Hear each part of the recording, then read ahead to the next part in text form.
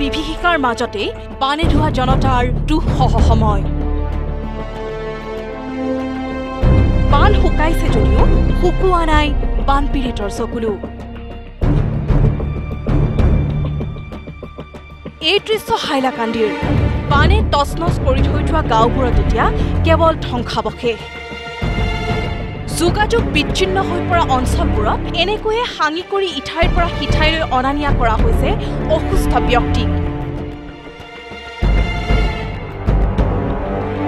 হাইলাকান্দিৰ নিমাইচানপুৰত বলিয়াবানে উটুৱাই নিছিল কেইবাটাও বাটপথ আৰু কালভাৰ্ট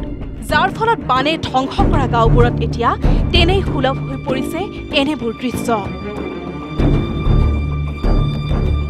আপোনালোকে দেখিছে আজি যি পথ অত্যন্ত ডাঙৰ বাংগন হৈছে তাতে জনপ্ৰতিনিধি মানুহ খুঁজে পাচ্ছে না সেইকাৰণে মই অসমৰ মাননীয় মুখ্যমন্ত্ৰী ডক্টৰ হেমন্ত বিশ্ব শৰ্মা ডাঙৰীয়াৰ প্ৰতি ৰাইজৰ ফালৰ পৰা অনুৰোধ কৰিছোঁ ৰিকুৱেষ্ট কৰিছোঁ অনতিবিলম্বে সেই পথখন মেৰামতি কৰাৰ কাৰণে মামা কি হৈছে তো বেমাৰ হৈছে কৈ নিয়ে যাবেন এখন লিয়ে যাই দলচড়া হস্পিটেল না লিয়ে আহিলাম বলাই ডাক্তৰ কলিয়াবৰৰ পশ্চিম অঞ্চলৰ কৃষি পথাৰত এতিয়া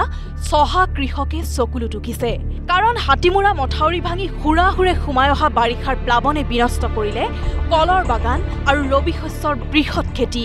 কৃষি প্ৰধান কলিয়াবৰৰ পশ্চিম অঞ্চলৰ এইসকল কৃষকৰ এতিয়া পানীত হাঁহ নচৰা অৱস্থা পানীৰ তলত থকা কৃষি পথাৰবোৰলৈ চাই চাই ভাগৰি পৰা কৃষকে এতিয়া সহায় বিচাৰিছে চৰকাৰৰ পৰা নহলে নচলে এওঁলোকৰ জীৱন বানপানী সোমোৱা 4 দিনমান হ'ল আৰু অত কষ্ট কৰি টকা পইচা খৰচ কৰি কলবাইদৰা বনালো কাৰণ আমি দুখীয়া মানুহ এই কলবাইদৰা যেতিয়া হেৰি হ'ব আপোনাৰ পানী শুকাই যাব তেতিয়া কলবাইদৰা ধ্বংস হৈ যাব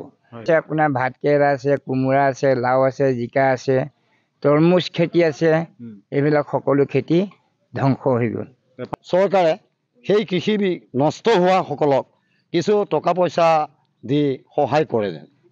কালৰূপ ধাৰণ কৰি বিভীষিকাৰ সৃষ্টি কৰা বিধ্বংসী বানে চাৰখাৰ কৰিলে টিংখাঙৰ মুগা পালকৰ খেতি বুঢ়ীদিহিঙৰ বলিয়াবানে বুঢ়াই পেলালে নিপন গগৈৰ মুগাৰ ফাৰ্ম 30,000 মুগা পালন কৰিছিল এইখন সুমনিত বাঢ়নি পানীত সুমনিখনৰ 20,000 মুগা নষ্ট হৈ যায় চকুৰ সন্মুখতে মুগাৰ ফাৰ্মখন বানত ডুবি থকা দৃশ্যটো চাই চাই মুখৰ মাত হেৰাইছে মুগা পালক নিপেন গগৈৰ 30,000 মান প্ৰায় মুগা পকিলেহেঁতেন যোৱাকালিৰ পৰা পকা ধৰিছিলোঁ যোৱাকালি 500 ধৰিছিলোঁ আজি দেখিছোঁ পানীত প্ৰায় বেয়া হৈ গৈছে যোৱা বছৰৰ পৰা আৰম্ভ কৰিছিলোঁহে এই বছৰ প্ৰায় 30,000 মান মুগা পকিলেহেঁতেন এতিয়া আমাৰ পুখুৰী চুমনিত প্ৰায় 3 ফুট 5 ফুট পানী ঘৰৰ ভিতৰতো পানী হ'ল গতিকে আমি মথাইত আশ্ৰয় লৈ আছোঁ মুঠৰ ওপৰত বাৰিষাৰ প্ৰলয়ে এইদৰে সকলো তছনছ কৰি পেলালে ৰাজ্যৰ প্ৰান্তে প্ৰান্তে এতিয়া বানে ধোৱা জনতাৰ দুৰ্বিষহ জীৱন ব্যুৰো ৰিপৰ্ট নিউজ লাইভ